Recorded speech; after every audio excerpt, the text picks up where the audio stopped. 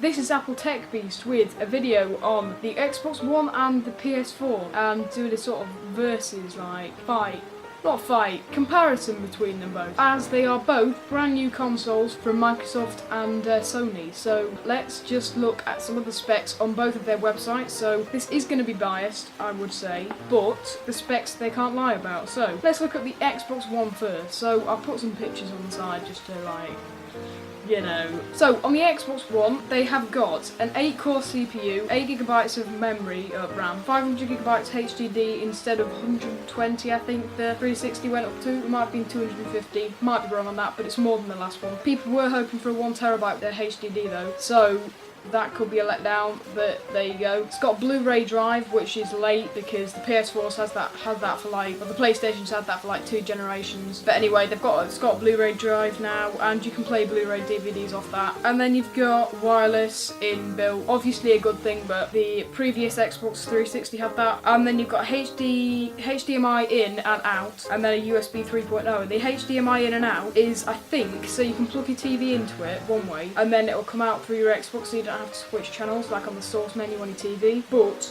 that might not be that.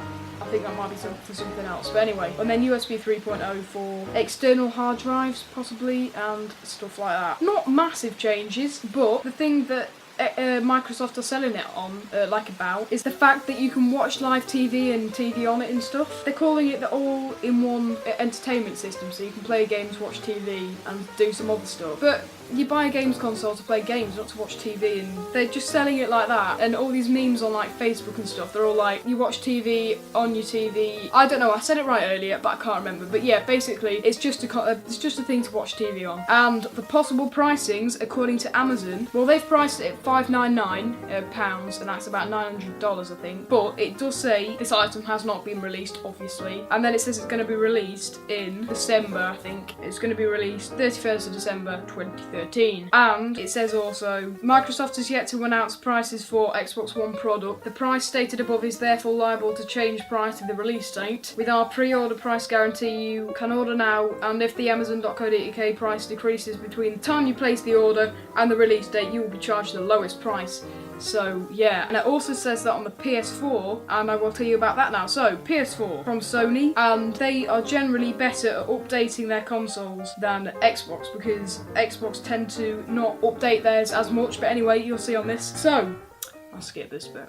So the PS4 has an all-new redesign like the Xbox does, and it looks like that, and that for the Xbox. And then also the controls have been changed for the PS4. They look like that, and for the Xbox they look like that. Basically, this is the specs of the PS4. So, memory, 8GB, same as the Xbox. I think it's higher quality than the Xbox, but you know. Got HDD built in, obviously. It's got USB 3.0, Ethernet, Bluetooth, HDMI. Oh yeah, CPU's 8 cores as well. So it's basically the same as the Xbox, and I think the RAM is like a higher quality, like I said, so maybe that would mean that it's slightly faster, or multitasking is better, or whatever the RAM does. It also says that the PS4 should be able to run graphically detailed games at 1080p and 60 frames per second, whereas the Xbox said something about 30 frames per second. That means that the PS4 would be better, technically. So for the PS4, there aren't many ports, but that's the same with the Xbox. There's just what you need, really. There's nothing extra, there's nothing that you really need that isn't there. So it's not bad. And before I forget, the one bad thing about both of the products is that they're not backwards compatible. But then I suppose that's a good thing, because that shows that they've actually upgraded the hardware. And I saw this meme the other day on Facebook, and it was like, respect the Wii because it's the only backwards compatible console, next generation console there is. But I'm afraid that is because they probably haven't updated the specs much. And that is almost true, because the Wii isn't a very hardcore gaming machine, let's just say. So yeah, either stick to PC or go to Xbox or PS4. Wii, if you, I don't know what Wii's good for, to be fair. I mean, they're not bad, but a bit gimmicky, innit?